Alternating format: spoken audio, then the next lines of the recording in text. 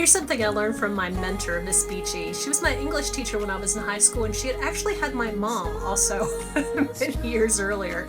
And I once flunked an English test because I had failed to put periods at the ends of the sentences, and she had taken 1 point off for each one. And as a result, I remember to put periods on the ends of my sentences. Seems like a good life lesson. Thank you, Miss Beachy.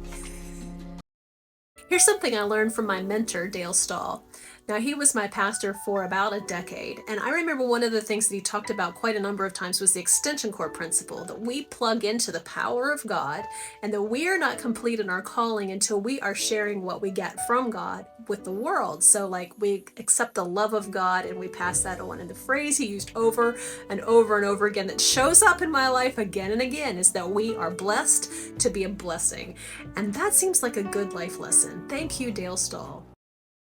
Here's something I learned from my mentor, Myron Augsburger. Now, many years ago, he preached a sermon that really connected with the little girl version of me. I still remember it to this day. I won't tell you how many years it's been. So he talked about Og, who's a character from Deuteronomy, believe it or not, Og, O-G. And he was the king of Bashan. And the scripture tells us that he had an iron bed.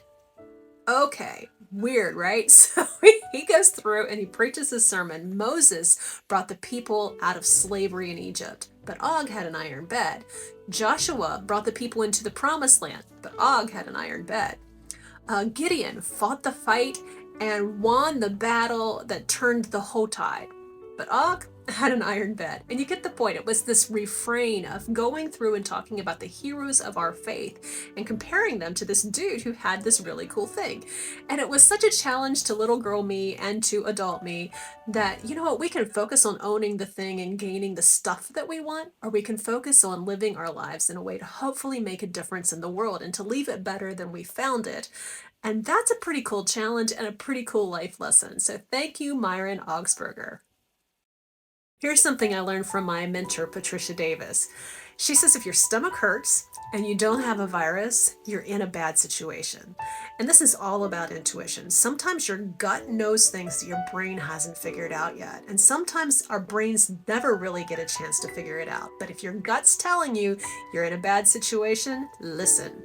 Listen, because it will not be wrong. Your gut can tell things, your intuition can know things that your intellect has no clue about. So if your family is telling you something, if your friends are telling you something, and you're not ready to believe it, but your gut is telling you, you need to listen to your gut. And that, my friends, is excellent life advice.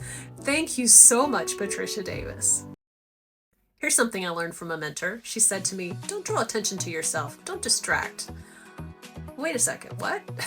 The idea being that sometimes if there's something important going on in the room, you don't want to be calling attention away from the important thing.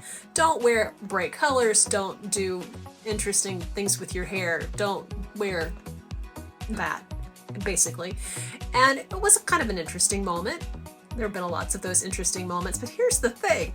Not every mentor and not every message is one that you need to take into your heart and keep.